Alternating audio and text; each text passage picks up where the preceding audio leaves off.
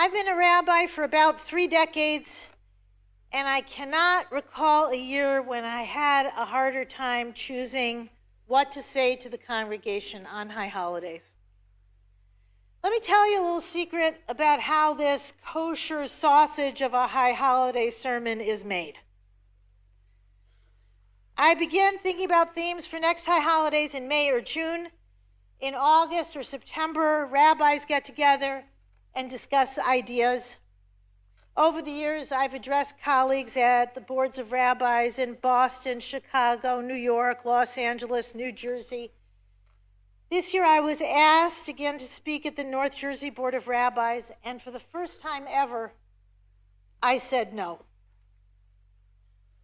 Because I believe that rabbis must talk about Israel in some way this year, and I just did not know how to go about doing it, much less how to advise others. So I went to the New Jersey Board of Rabbis as a participant to listen and to see what others might have to offer. And each of the speakers said in turn, I don't know what I'm going to talk about this year. This is the toughest year I have ever encountered. So that was helpful. And I'm sharing this because it is a little bit funny and because I think we can all relate.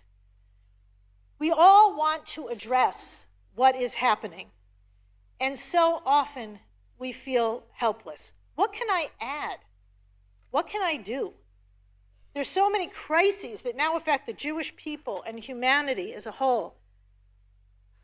Attacks on Israel are now coming from Hamas, Hezbollah, and Iran itself.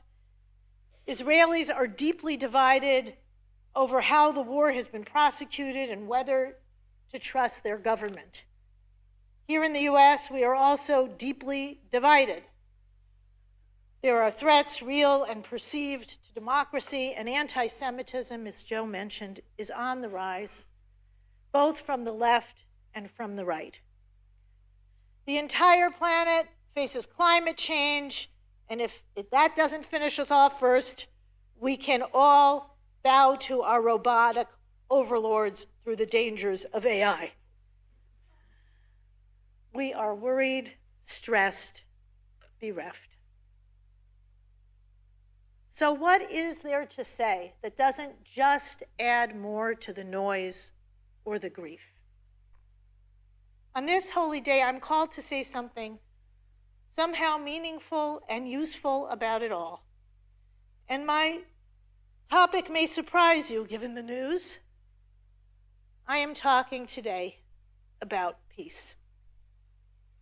It may seem too painful or too soon to talk about peace, especially given the conditions in the Middle East, but I cannot think of a more important topic for right now. I believe that deep down, many of us have given up on peace.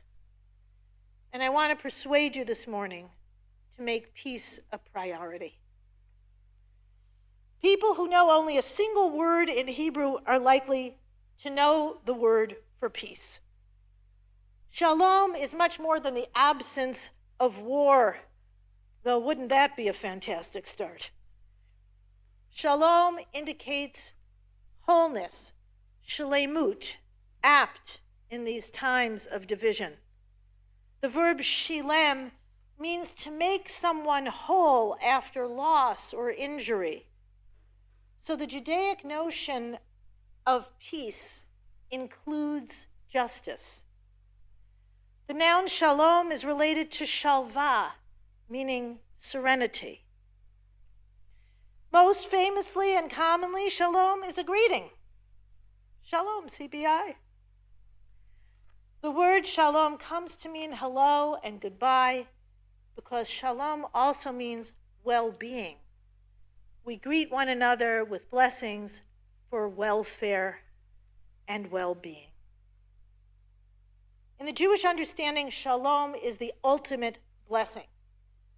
Most of our services culminate in prayers for peace. The priestly blessing, the Amidah, the Kaddish, all conclude with shalom. No other blessing stands if it is not accompanied by peace. If you have your health but are in turmoil, your health is at risk. If you have security but also conflict with a neighbor, your security may not last, and your peace of mind is no doubt affected. Any material or spiritual blessing can best be appreciated in peace, and the lack of peace undermines every other good thing. Rabbi Shimon Bar Yochai lived through Roman persecution and the first century war against the Jews by hiding in a cave for 14 years. His righteous anger was so powerful and lethal that he was said to literally kill sinners with his gaze. Despite this, or perhaps because of it, he taught, Gadol hashalom shekol habrachot klulot bo. Great is peace, for all blessings are contained within it. As you came in today, you were offered one of hundreds of quotations from the Jewish tradition and culture that I selected about peace. And there are thousands more to choose from, because peace is the dream of our people.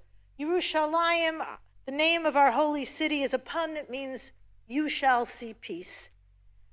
The Bible promises that the last word in the story of humanity will be peace.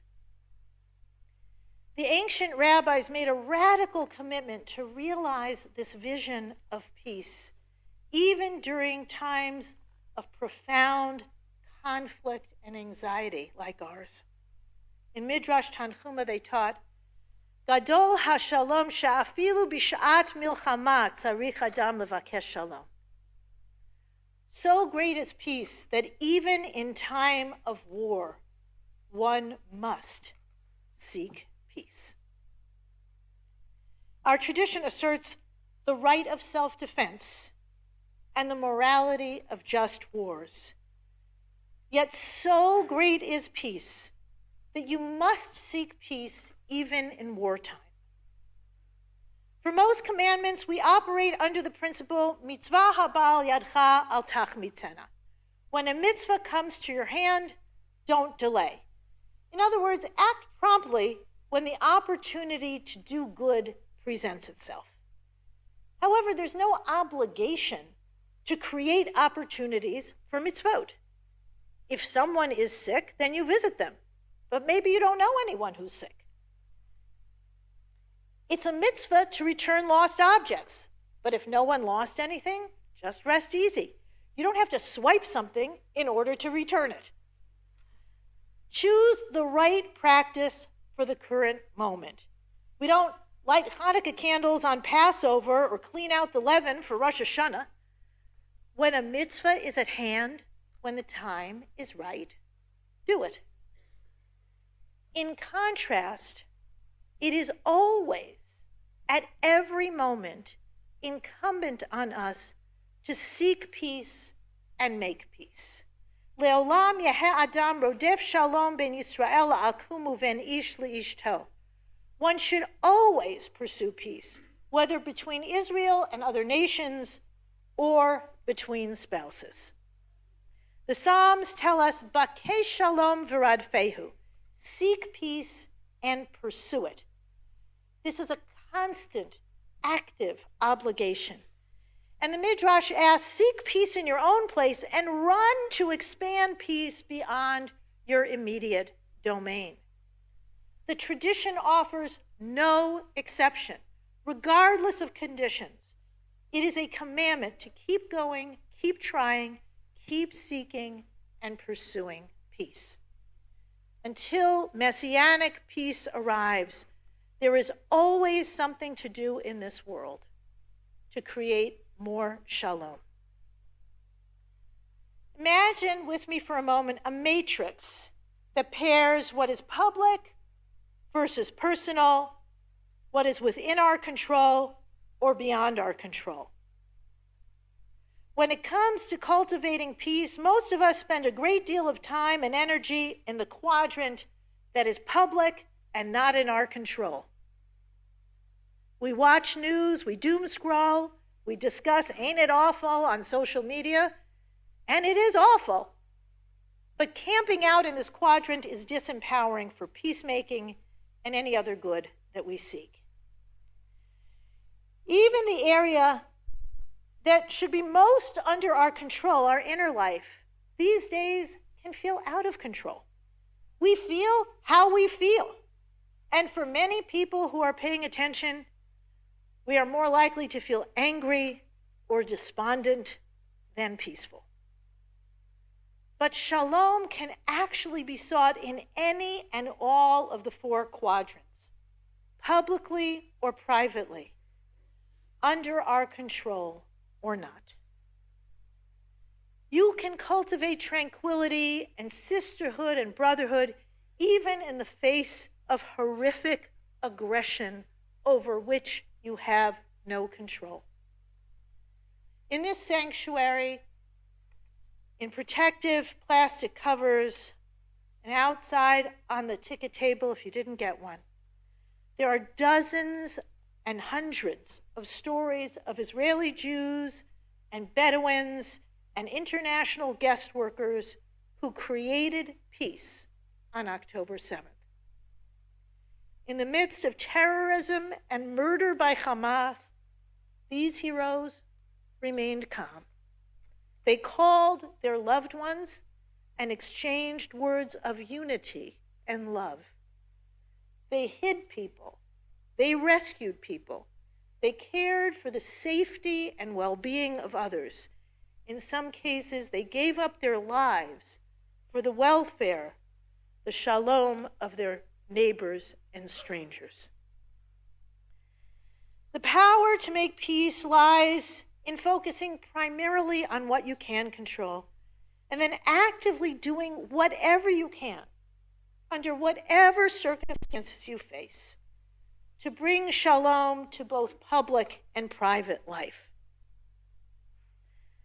Sometimes understanding where your power does not lie can actually bring you peace, because you stop fighting reality. Letting go of your urge to control other people's choices will bring you peace because, newsflash, you never had control in the first place. One definition of forgiveness is giving up all hope of having control over the past to make it different. I beg you, give up the fantasy that you can control the uncontrollable by being angry at it or reasoning with it or worrying about it. As a Jewish mother, I can tell you the protective powers of worry are greatly overrated. Cultivating inner peace and tranquility allows us to stay steady and then to notice yet more opportunities to create peace both within and without. With inner quiet, you can hear the still small voice of divine wisdom within, that calm, secure, inner knowing that will lead and guide you. So let's not wait. Let's do it right now. Take a deep breath.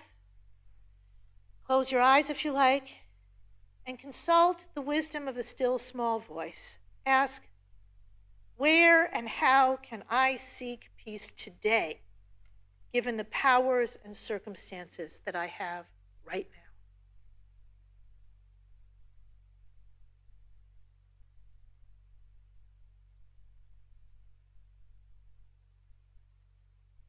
Whatever came up or didn't come up, you have planted a seed for peace.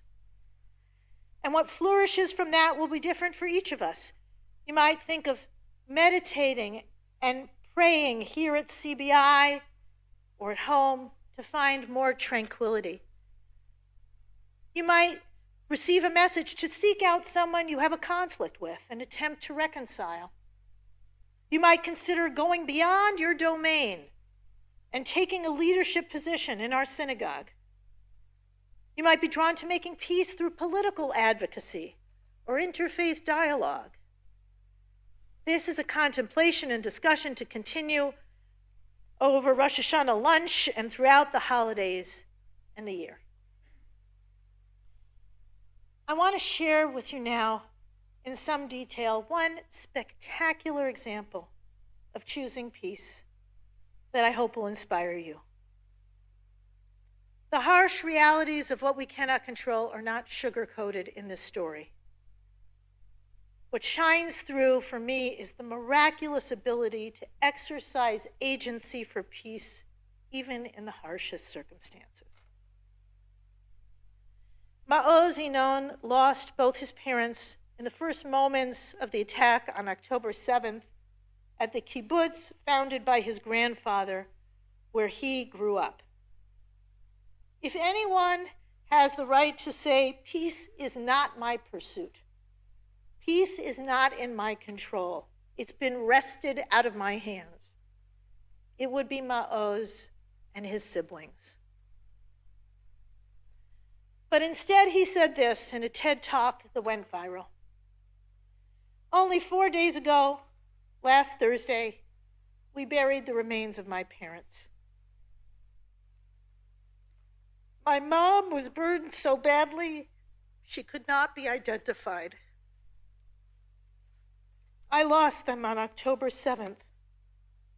I lost so many of my childhood friends, their parents, their children. Many were kidnapped to Gaza. I was drowning in an ocean of sorrow and pain. I was broken into pieces. A few nights after losing them, during the Shiva, I had a dream. I was sleeping at night crying. My entire body was in pain. And through my tears, I could see everyone crying. All of humanity was crying with me. Our tears went down our faces and our bodies. Our bodies were wounded, damaged from the war. And then our tears washed our bodies and healed them, making it whole, shalem. Whole again, shalem shuv. And then our tears went down to the ground, and the ground was red from blood. Our tears washed the blood from the ground, purifying it. And then the ground was beautiful and shining. And on that ground, I could see the path to peace. I woke up shaking, and immediately I knew that this is the path I must choose, the path of not taking revenge, the path of reconciliation. Ma'oz's dream could sound like pie in the sky, or maybe the gift of comfort during tragedy. And it might have remained just a dream. But already during the Shiva, Ma'oz leapt into action. And ever since, he has worked tirelessly for peace. He has built a coalition of many thousands of Israelis and Palestinians. He has spoken to hundreds of gatherings, ranging from Palestinian leaders in Ramallah to the Jews in my online course on hope. I met Ma'oz just 2 weeks before his TED Talk with Palestinian peace activist Aziz al-Busara went viral. And since then, he and Aziz have traveled together to meet the Pope and congressional leaders. And this past July, Ma'oz organized the largest rally for peace held in Israel. Next week, he'll travel again to the U.S., speaking on college campuses with Aziz about creating peace from the river to the sea. Ma'oz is remarkable for his massive public action and newfound public influence pursuing peace, afilu b'sha'at milchama, even in the very hour of war. But equally remarkable is what Ma'oz has done for peace in his own heart and in his immediate circle. He consults regularly with his siblings. He has maintained shalom bayit with them and with the kibbutz where he grew up, although they don't all agree on every aspect of how to pursue peace. After the brutal murder of his parents and friends, he's serene. He smiles and jokes and hugs easily. He spreads joy and hope. Recently, he went offline for 2 weeks to recharge and enjoy a vacation with his wife and kids. Spending time with his loved ones and the beauty of the countryside nourished his inner peace. And I hope we all avail ourselves of that kind of shalom. Whether in public or private, whether circumstances are within his control or beyond it, Ma'oz chooses peace. And this came into sharp relief for me when he shared about a remarkable exchange he had with a Palestinian friend in November of last year, just a month after his parents were murdered. Ma'oz, the friend, said, "Can I ask you a difficult question?" He answered, "You are my friend.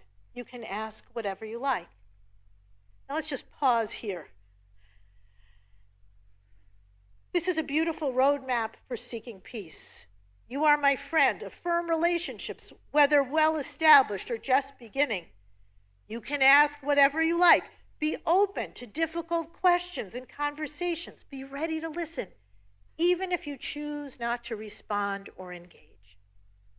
Rabbi Jonathan Sacks was not only a great teacher of Torah and a moral philosopher, he was one of the great international peacemakers of our time. He wrote, "The greatest single antidote to violence is conversation. Speaking our fears, listening to the fears of others, and in that sharing of vulnerability, discovering a genesis of hope." This is something to bear in mind for international relations and for one-on-one connections. But back to Ma'oz's story as he tells it. "My friend asked me, 'Ma'oz, maybe your parents' house was burned from crossfire from the Israeli army and not from Hamas. And she was literally denying October 7th. And I was shocked. I didn't know what to say.' And then, says Ma'oz, I stopped for a second and I told her, 'You know what? What does it matter? What does it matter? My parents are dead. And they are dead because of the conflict and the war that has been going on for so long. And it's our mission to stop it.'" It's a remarkable answer. It says that while history and context matter, peace can only be made starting now, with the conditions on the ground now. And that's true about inner peace, and it's true about peace with those close to us, and it's true of international peace agreements. And Ma'oz calls us out when he says it is our mission to stop war and make peace, because as I said at the start, many of us have all but given up on this shared mission. Ma'oz says his entire message can be summed up in 3 words. Peace is possible. But just because peace is possible does not mean it is easy or without cost or risk. Peace is not all unicorns, rainbows, and sunshine. It requires a lot from us, even in the best of times. Which brings me to one of my dad's favorite verses. The end of every prayer service, my father offered the same final benediction to the congregation. I can still hear his voice in my head saying, "Please rise for the final benediction." He always quoted from Psalm 29, "Adonai oz le'amo yiten, Adonai yivarech et amo v'shalom." May God grant strength to his people. May Adonai bless his people with peace. You can understand this verse as endorsing 2 opposites: strength on the one hand, peace on the other, might and softness, assertiveness and reconciliation. Human beings need balance. Peace without strength is dangerous because you can easily be overrun by bad actors. And strength without peace is also dangerous because you can become hardened and cruel. These two seemingly opposing values complement each other. But you could also understand this verse to mean that strength and peace are not opposites at all. What we have here may be a case of biblical parallelism, as in the verse, "May there be peace within your walls, serenity in your citadels." May God grant us strength, may God bless us with peace can be understood as drawing an equivalency. Strength is a synonym for peace, because peace is not mere softness or the absence of resistance. It demands courage and endurance and strength. Peace may be gentle and mild in its results, but the path to get there requires sacrifice and grit. Given the turmoil we are living through, it will take all our strength to recommit to seeking peace at all times and at every level. Shalom in our hearts and souls. Shalom with the people we know best. Shalom in the wider community. Shalom in our politics and our rhetoric. Shalom in Israel and among the Jewish people. Shalom between Israel and her neighbors. Radfehu, pursue peace, means run after it with all your strength. Pursue it full out, as if you were running to meet your beloved or to finally capture what you have been seeking.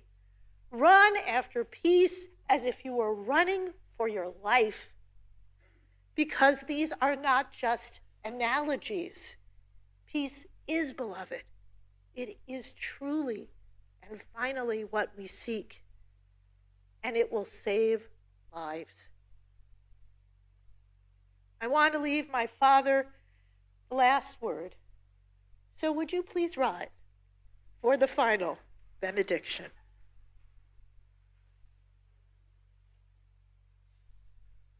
Adonai oz ve'amo yitin. Adonai yivarech et amo b'shalom. May God grant you strength. May Adonai bless you with peace. And now that you're standing, I'm going to invite you to do what the Christians call passing the peace. I've redubbed it sharing the shalom. Turn to a neighbor, seek each other's well-being, find connection and wholeness and community. Wish each other shalom, shana tova.